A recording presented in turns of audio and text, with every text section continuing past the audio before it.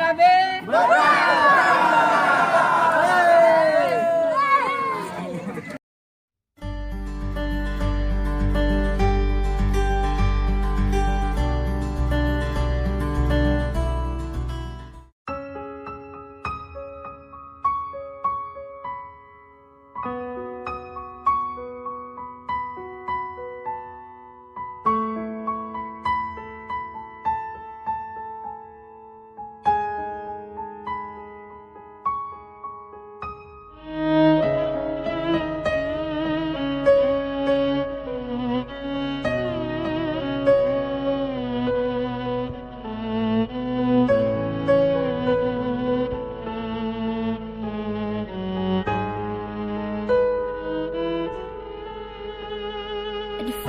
ada di belakang di dalam masjid.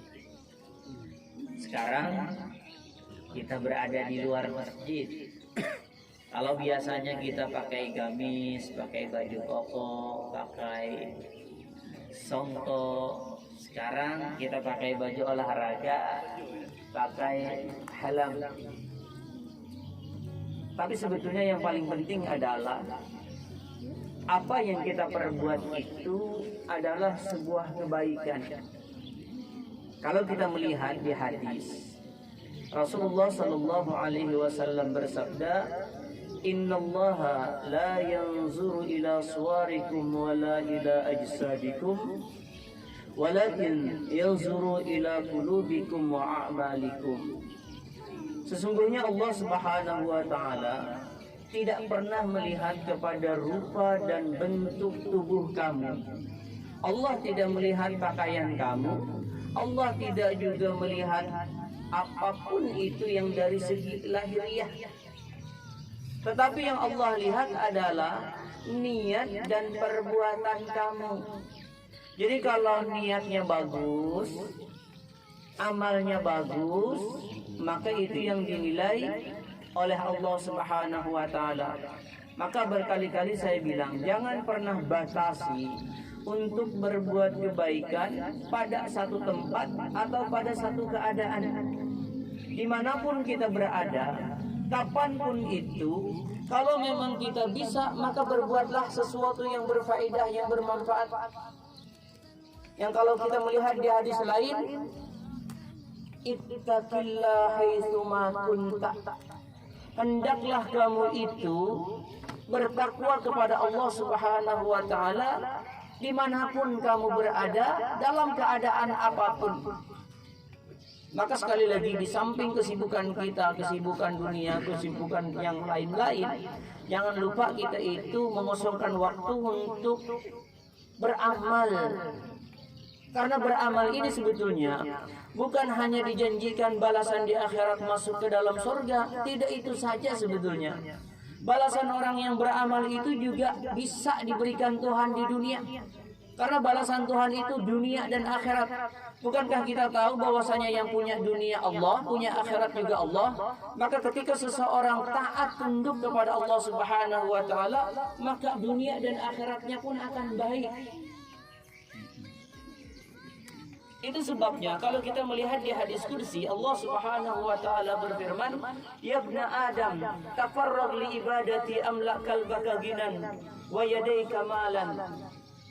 Wahai anak cucu Nabi Adam, hendaklah engkau mengosongkan waktu untuk beribadah kepada Allah Subhanahu wa Ta'ala. Karena waktu ini kita yang ngatur. Kalau tidak kita habiskan semuanya untuk dunia, 24 jam kita pakai untuk dunia, ternyata nggak cukup. Habis-habisan kita pakai semua waktu untuk mengejar dunia, ternyata dunianya juga nggak kita dapat semuanya. Masih banyak yang ketinggalan. Itu sebabnya kita yang mengatur waktu ini. Jangan sampai waktu ini kita habiskan hanya untuk pekerjaan dunia. Itu yang tadi dalam hadis kursi Allah Subhanahu wa Ta'ala berfirman, Ya ibna Adam, tafarrag li ibadati. Wahai anak cucu Nabi Adam, hendaklah engkau benar-benar mengosongkan waktu, cari waktu untuk bisa beribadah kepada Allah Subhanahu wa Ta'ala.